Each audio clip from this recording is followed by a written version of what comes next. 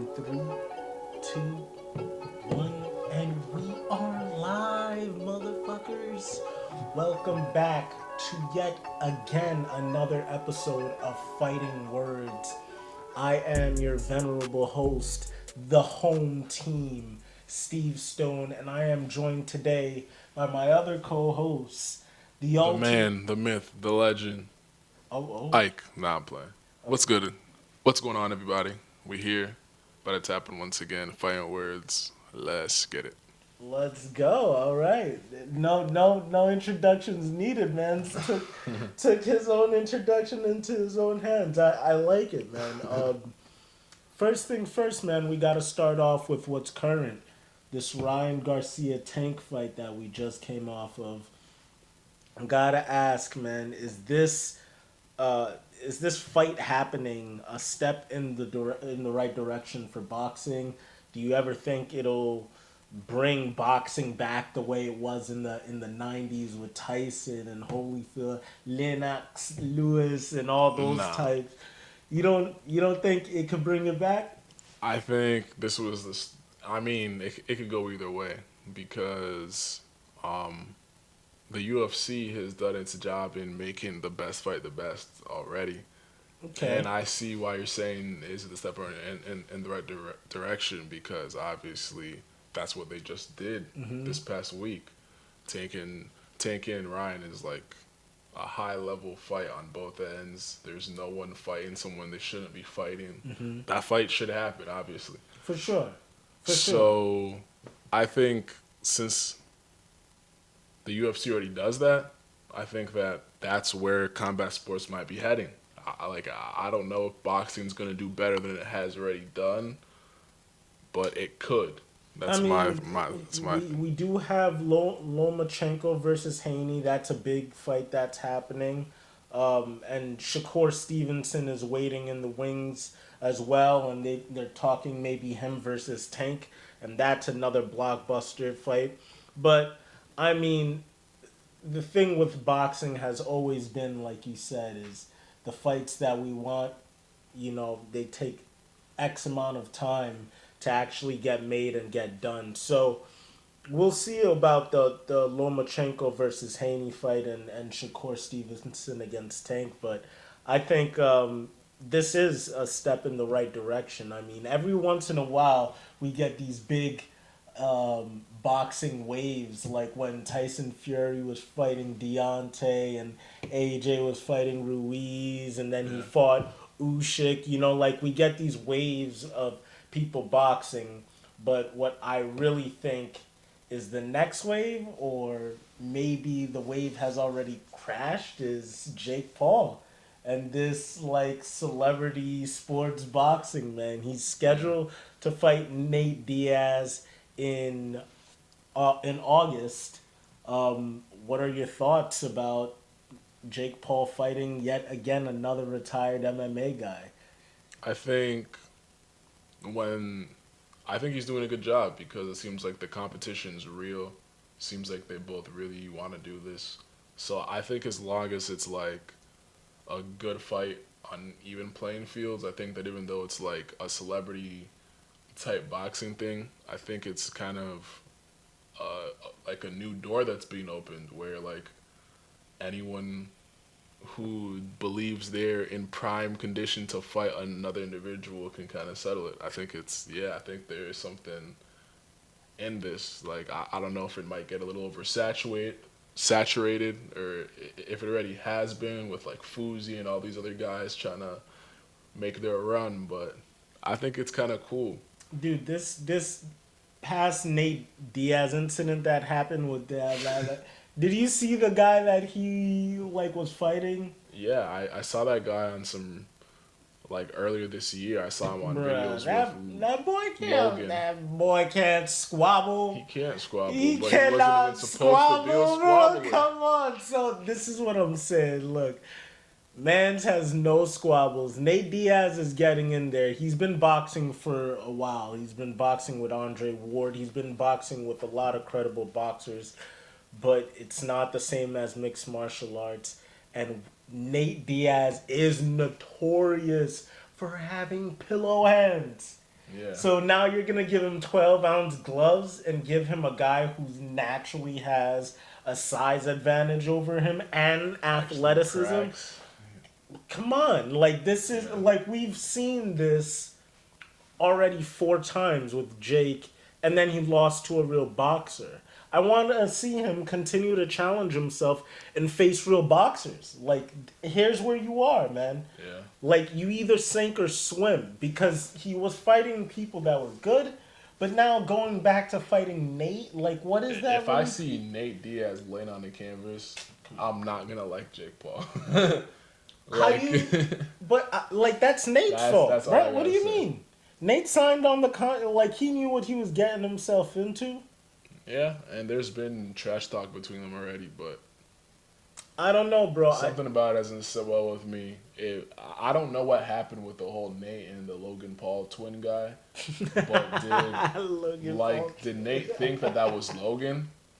I have no idea, bro. That And guy. based off the video, What? it didn't even seem like he pulled up on Nate trying to squabble. Like, No, I don't. someone that's trying to squabble with you isn't gonna just be like, "Hey, hands up," walking at you. Okay, It's like, you see, I didn't see the rest of the clips. Like, I only saw the part where the guy reached out and then the camera panned away from the action. So Nate's a clown for that, but that doesn't. I mean, That's already his allegedly, character.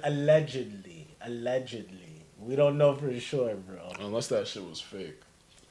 I mean, the cut on the back of his head didn't seem fake. Speaking of cuts, though, did you see the BKFC fight this past weekend between Hook and the Nigerian Daydream Mike Perry? I didn't say the fight between Hook Hawkhold, but I hope that Hook won. Yeah, right. Hook got stopped. I think it was the second round, if I'm So not Hook shouldn't mistaken. even be fighting anymore. Bro, this is my thing. Why he is a model. Like, this is no exaggeration, Who? yo. Hook is a model for Ralph Lauren. Like a legitimate model. He got like his contract and everything. Homeboy be pulling up in underwears, speedos, and bathing suits and flexing on him. Why is he getting punched in the face? I don't get it. Like, He could ice it up. He'll be alright. bro, he's missing teeth. Really? From the Yes, like the Nigerian Daydream punched his teeth out. He has enough money to fix that. He'll be alright. Bruh, that is some wild shit. That's like, you know what that's like? That's like when PVZ wanted to fight bare knuckle, bro. It's like, why are these beautiful people determined to mess their entire faces up? I mean, it's your choice. You do what you want with it. I'm just saying. That's crazy. I don't know. Moving on to one championship, which is our friends across the pond there. It's they do a lot of shit. They do like Muay Thai, they do Brazilian Jiu-Jitsu, they do MMA obviously, and they have, of course, Mighty Mouse. That was the big trade for a couple years ago. It was Demetrius Johnson for Ben Askren, and yeah, that fight is coming up in Denver. And it's going to be Demetrius Johnson versus Adriano Moraes, which is the guy who finished him the last time. And this will be the end of their trilogy fight. There's also implications that this might be Mighty Mouse's last fight, man. So what are your thoughts on one coming to America and starting to do events there, and of course the Demetrius Johnson versus Adriano Moraes fight? I think that's dope that Demetrius is gonna hang it up soon. I think he should. He's Really? done a lot. Yeah, man. Why should he hang it up? I mean, he's like, what, 35, 36? Just because fighting is a lot on your body. Personally. You just interested in Khabib and niggas, like, people just retiring on the top 3 title defenses? Yeah. And like, done? if Izzy was saying he was close around when he was losing, I would be, it makes sense.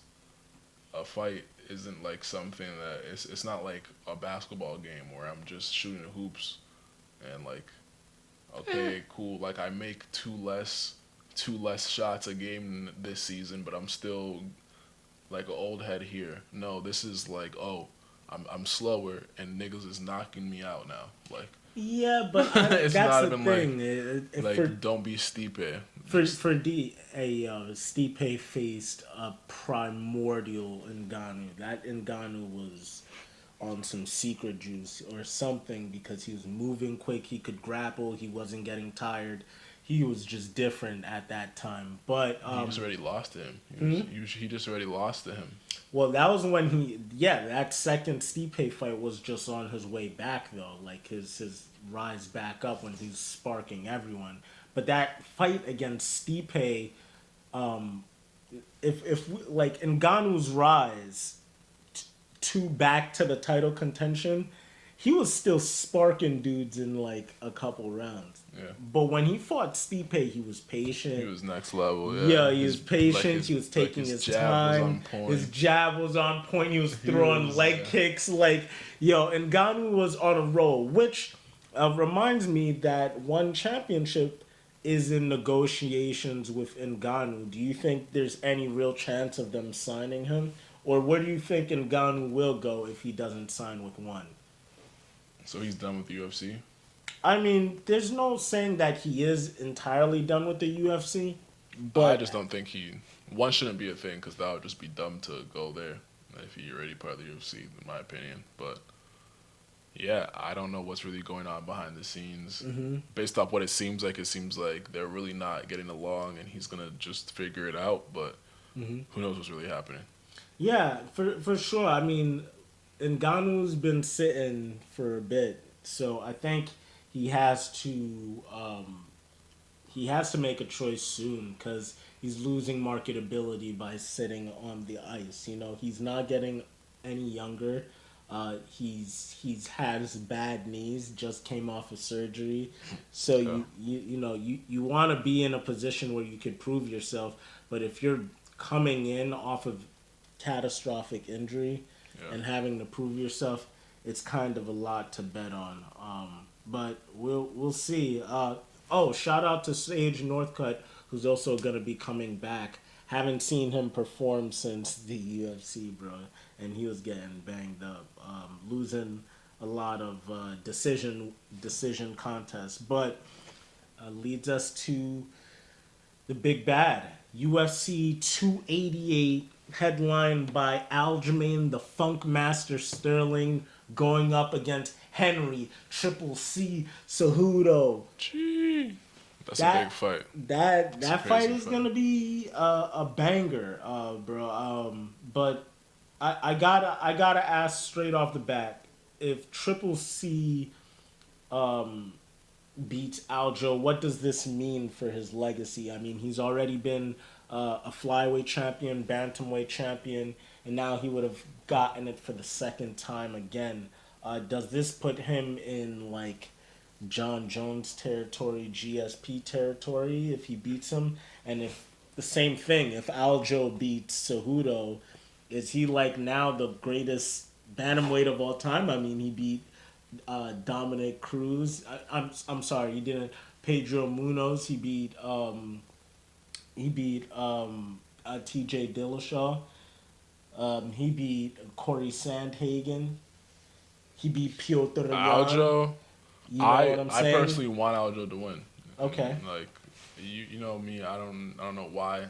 Cejudo's just like whatever to me for whatever reason, but you said to start watching his fights and stuff, so I am building more of a respect for him. But since he's been out, Cejudo? Yeah.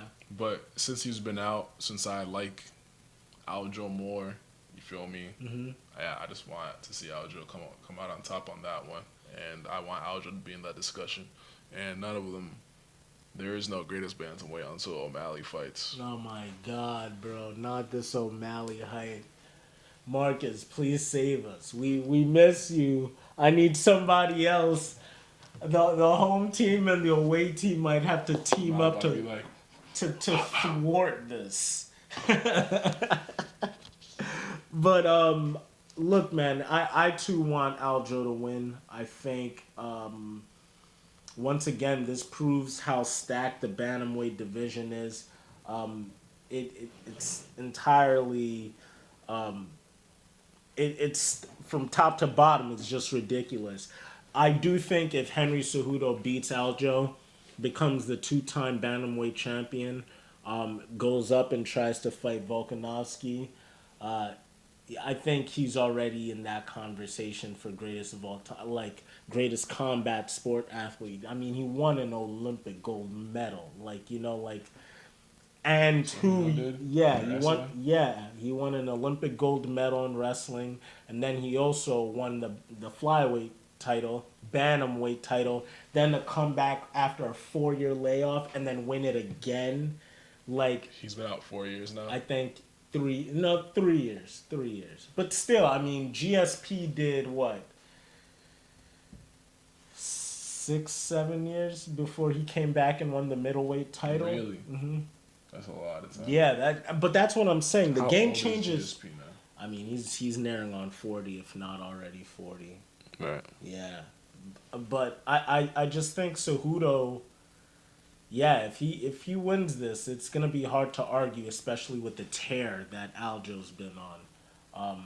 If Aljo wins this, I'm not ready to declare him the best bantamweight of all time yet, but he's starting to make a case for himself the way that Kamaru did after he beat like Colby Covington. Yeah, like you're right. like at then Definitely on that era. people were like, oh shit, On like, that cusp. you know what I'm saying? He's What's getting up Cejudo's there. record? 16-2. So we're just gonna do our picks right now. All right. We're gonna start with the headliner or the starting of the card. Kron Gracie versus Charles Jourdain. Gracie. I'm gonna go with Gracie as well.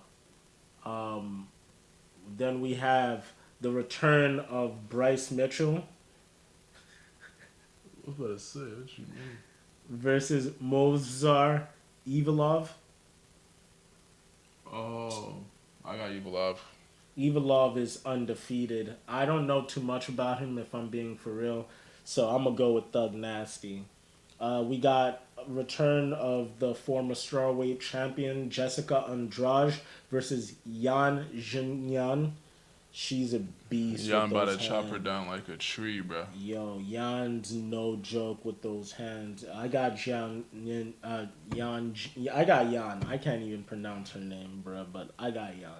All right. Who do you got? Yeah, I got Yan. Okay, dope. Bilal Muhammad. Bilal, remember the name of Muhammad versus Gilbert Dorino Burns. You know who I got? Like, he's cool on Joe Rogan's podcast or whatever, but this is a fight we talking about. You're gonna have to bring his A game, bruh. I got Burns. Burns is going to get burnt down. He so? he never does tremendously well against great wrestlers, even though he has strong Brazilian jiu-jitsu. And Bilal, in his last contest against Sean Brady, he really showed me something with those hands. He has power. He was looking clean with the combinations. He was moving well. Showed he could take a hit or two. So I got Bilal, remember the name, Muhammad. Let's go. Man, I just think Burns is top 3. Like, He for sure is. I think. Like, even though he lost to Hamzat, if he lost to Hamzat, I mean, I think he's still on a tear and is in his prime right now. I think it's just you can't walk through that guy. You can't just walk through that guy. I think Bilal can be a champion. Type shit. Like, I think Bilal is like. I think it might be like Leon Usman. Like, if Kamaru's 1A. I mean, if Leon is 1A, Kamaru's 1B.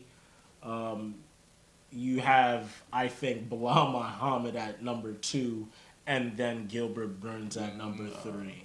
Yeah, that's how I would go, and then Shafkat, of You didn't even course. say Kobe. I don't You think didn't say Hamzat. I don't. Hamzat's not fighting You say at Kobe. welterweight, and So Kobe. Walter, so he just moved up. Yeah, Okay. and I think Kobe. I don't think Kobe would beat Shafkat. But Leon Like Edwards, the Asian Russian. yeah, I don't think Kobe's beating the Asian Russian. He I don't people think people were acting like Shavkat just walked, like just dog walked that guy, and I didn't think he he did. didn't dog walk Jeff Neal, but I think that he, like, the same way that Hamzat went to war with Burns, I think Shavkat went into that fight thinking I'm going to war and really didn't do that much defensively. And he still Yeah, he looked didn't. way sharper in terms defensively and his movement on the feet than Hamzat did. So, like, if he's that fluid with his hands and his You think feet, Shavkat could walk through Burns? I'm not saying walk through, but Think he could beat him? That's gonna be the top five, bro, at welterweight is interchangeable, bro. I got, like I said, That's I crazy. you know, if Leon 1A, 1B is Usman, number 2 is Bilal. I think Shavkat versus Leon would be a really good fight though, I think so too. because prime Leon, I feel like is like he's right there with Shavkat. Like it's gonna be tough for Shavkat to beat him. I think, again, all these guys in the Shavkat could take that. Yo, I'm not lying, Yo, Shavkat is a beast, bro. It's So like- is Gilbert Burns. So it's is like Doreen. it's like that stone cold confidence that Leon just acquired. I feel like Shavkat just has that. Like I mean, he's undefeated, man. I think he's 18-0. yeah. So he's geared and loaded. But I think Bilal Muhammad is gonna make his case for a title run in this. Speaking of titles, we got our main event. Who you going with, Ike? Aljo. Got the Funkmaster.